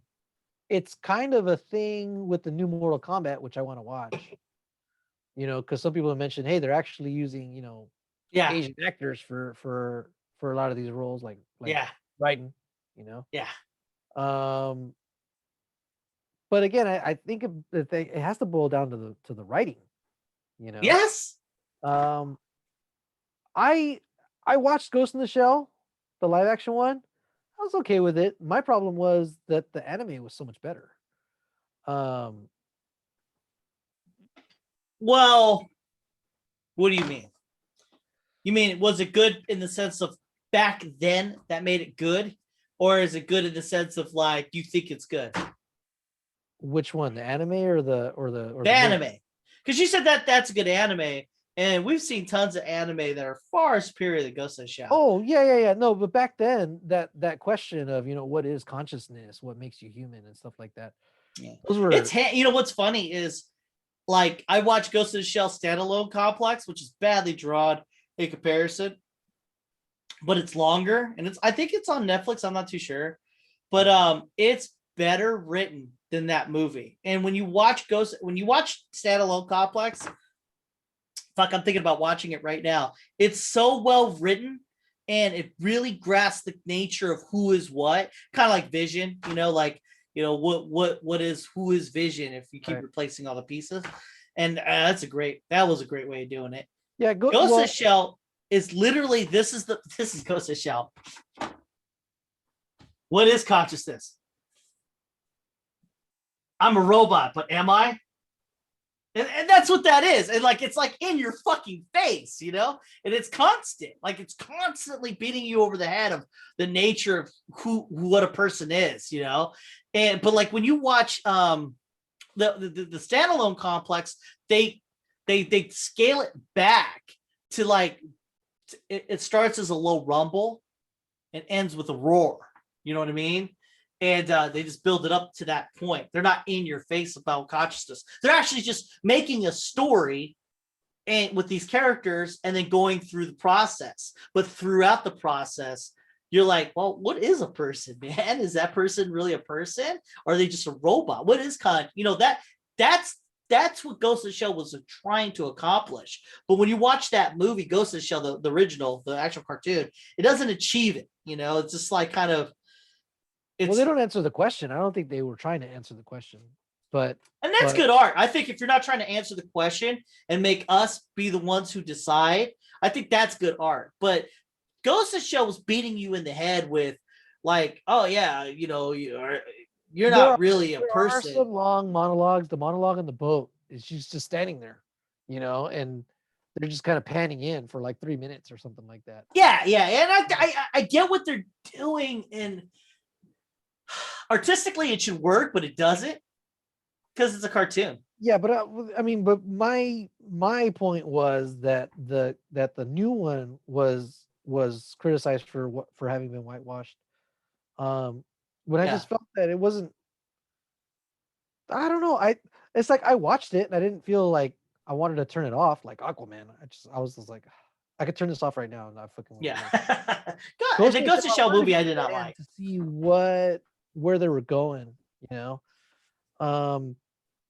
But the biggest criticism that I heard of it was that it had been whitewashed. I was like, well, yes and no, but I don't know. I don't know. I think that's such a slam on like trying to judge a movie or show or anything by the basis of the people that they got to play these roles is such a reductive way of doing something.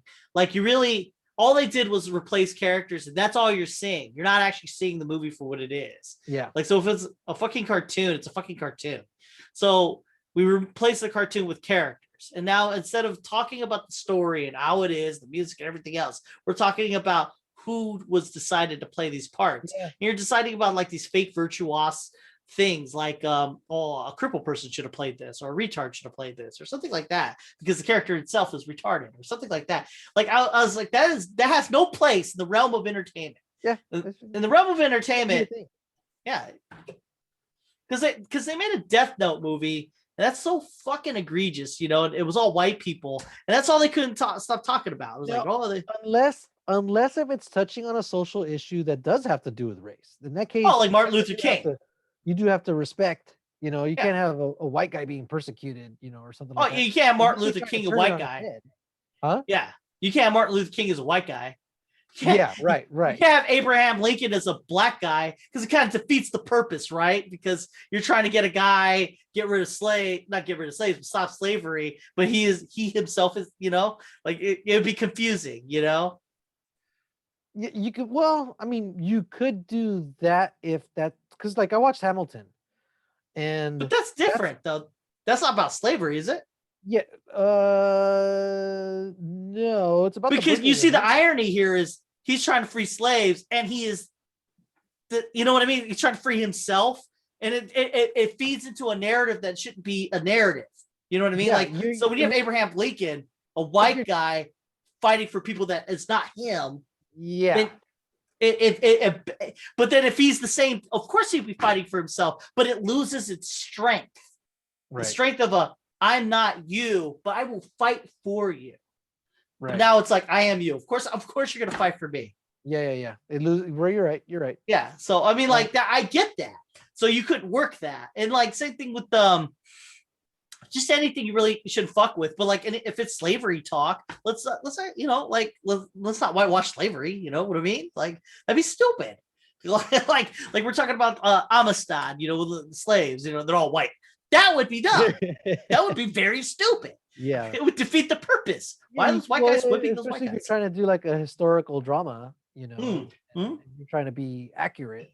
Yeah, you can't do that. Hamilton's not trying to be a historical drama, though it is telling parts of history. And it was almost like, okay, who's a good actor to sing these lines and dance these blocking? That's legit. That's a legit move. I think that's legit. Yeah, but that was good. I like. But it'd be dumb as fuck a white guy's being Martin Luther King. You know what I mean? Like that'd be stupid. You know, like I have a dream. You're like, why is this white guy dreaming? You know, I don't know. But yeah, I had a big gripe about whitewashing, and then like not judging the story for its merit, and then judging it for like the color of the character. You know, it's so stupid. Yeah, you're already putting the work at a disadvantage before you've even seen it, and kind of goes to our Brie Larson thing too. I mean, it is off-putting. You have enough evidence to judge being so about that decision, you know, based on prior works, but I think we'll still watch it, obviously. Oh, says my connection's unstable. It is bad. Oh, fuck. Sucks. I did this. All right, let's call it. It's about time. All right, everybody. this is it for Podcastforwe. If you like our podcast, please like, subscribe, and share, and all that good stuff. We're on Spotify, YouTube, iTunes, TuneTunes, PodPod, wherever you find podcasts, you will find us. Please leave us a comment. We'll interact with you. Maybe, who knows? We have fucking time. And always be a better person than you were yesterday. Always strive to be a stronger, more mature individual. Don't fall. I don't even know what to say. You don't be a bitch. And always stay frosty. How about that? That's some shit There you go. right there. Don't be a bitch.